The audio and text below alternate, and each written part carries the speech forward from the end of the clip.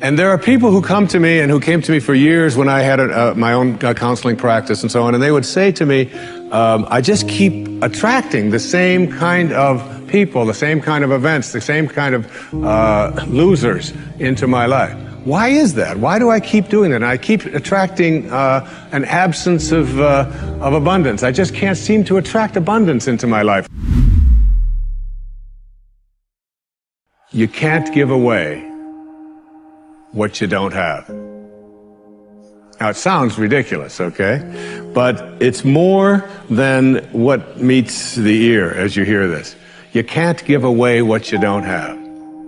People who are not good at giving away love can't give away love because they don't have it to give away. If I want to give you a dozen oranges, I can't give you those dozen oranges unless I go out and pick up 12 oranges someplace. Otherwise, all it is just empty rhetoric. And the same thing is true of virtually everything in your life. You can't give away love for others if you don't have love in here to give away. If what you have in here is contempt, if what you have in here is anger, if what you have in here is fear, then these are the things you're going to be giving away in your life. And I've often thought, and I really believe very strongly that there's a law, sort of a law in the universe. I call it the law of attraction. And the law of attraction is one that works like this. You get back from the universe, from the world, what it is that you put out there in the world. And if you're putting out there into the world that I am not worthy of attracting something beautiful into my life, that the universe will respond back to you with exactly that message.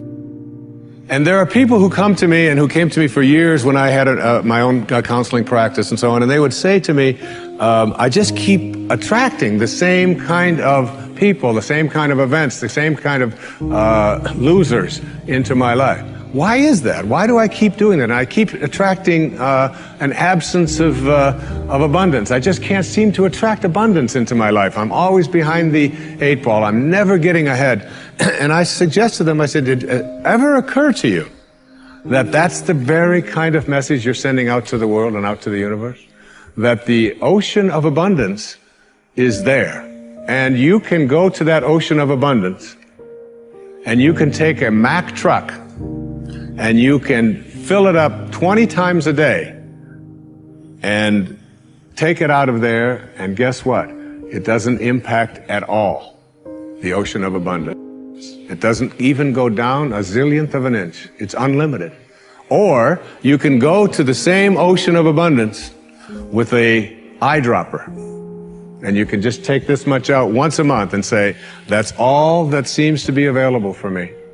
And the interesting thing for me is that when people go to this ocean of abundance, this unlimited world, all that I have is thine, it says in the holy books. All that I have is thine. It's all there for you. But if you believe inside that it's limited, that you can only get so much, that other people are going to get it before you do, then you'll find yourself creating that very same thing. And the even more interesting part about this, you can't give away what you don't have principle, is that if your message to the universe is gimme, gimme, gimme, which is a lot of people's message to the universe. I want this from you, I want that from you, please give me this, I have to have that. That's what their prayer is like, that's what their message is, and they say, I want this from the universe, gimme, gimme, gimme. The universe's response back to that kind of a mentality is exactly the same. The universe will say right back to you over and over again, gimme, gimme, gimme. And you'll find yourself never ever arriving, but always being in a state of striving, always feeling as if you're being neglected, never feeling as if you have enough, always feeling as if you're being shortchanged, because you're constantly under the pressure to give, to get back what the universe is demanding from you. And the interesting thing about all of this, the irony of this, is that if you shift that and you say to the universe, to the world, how may I serve? How may I serve? The universe's response back to you is, how may I serve you? How may I serve you? And it's very intriguing. When you take your energy and your attention off of what you are demanding from the world, and instead saying, what can I give to the world? And it's really the basis behind that very famous line of the President John Kennedy's inaugural address. Ask not what your country can do, ask what you can do for your country. And the irony of that is, and I've learned that in my own life, that when I stopped thinking about what was in it for Wayne Dyer and how much could I get, and I began to shift and say, how can I help you? How can I give to you? What can I do for you? And people who write to me, I send them something. When I encounter somebody that needs help of some kind, I'm very often just giving that to them. And then I find that it just keeps coming back into my life.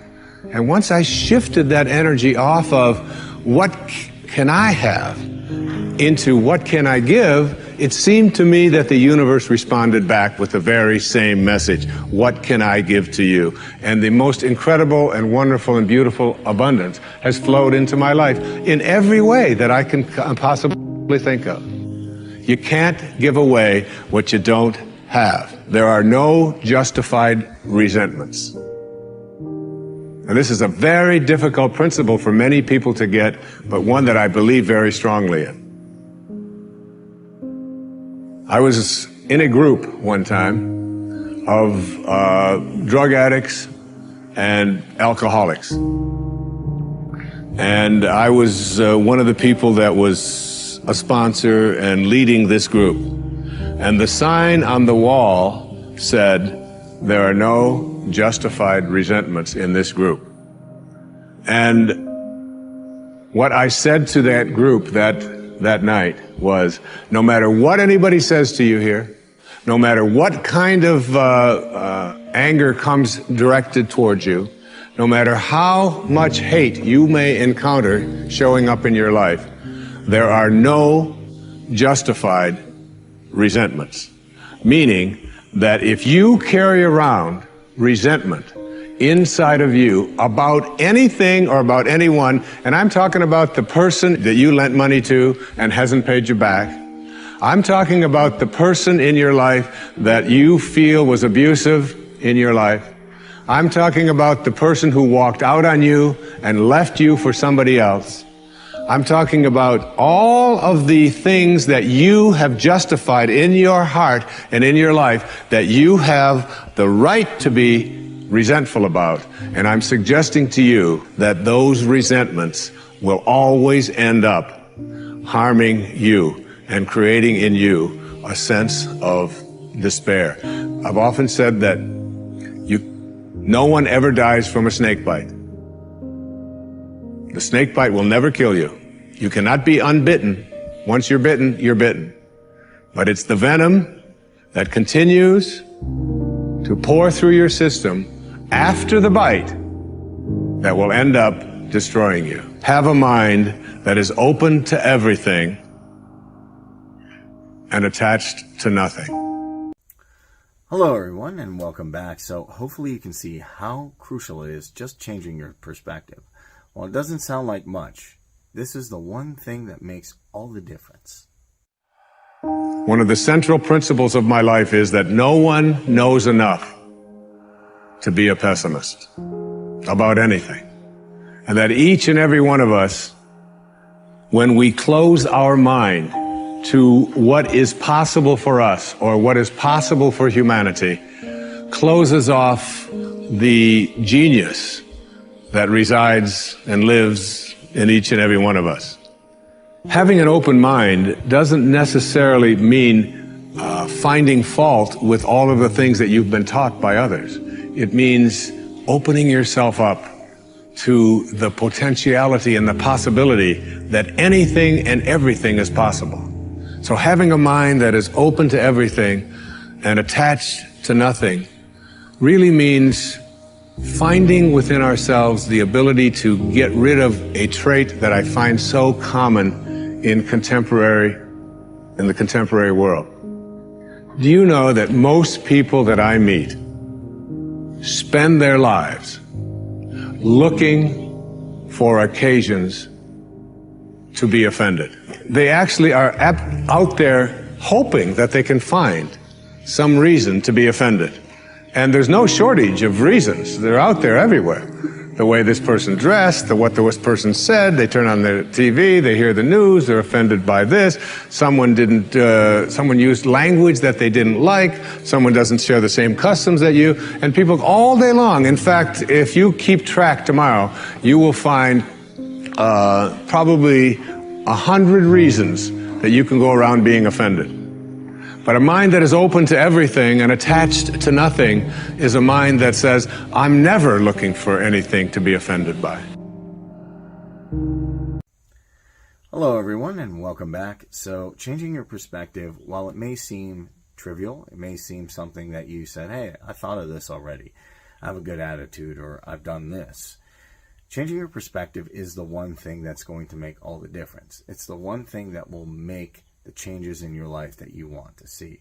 When you change your perspective, all of a sudden you go from saying wealth is all around me, an amazing relationship is, coming my way, I'm in great health. And then you start to see things from a point of abundance, from a point of being grateful, instead of coming from lack. Why come from lack all the time? The more and more we come from lack, the more and more we'll stay in lack. If you've seen people who have amassed amazing riches, but they still feel they're in lack, it's interesting to see, because they, no matter how much they get, they always need more. They can't be grateful for what they have. But then people who maybe don't have as much monetary gains or material stuff, and they feel amazing. It really is a simple perspective in changing your life. So I hope this was helpful to you. If it was, hit that subscribe button. I'll catch you in the next video.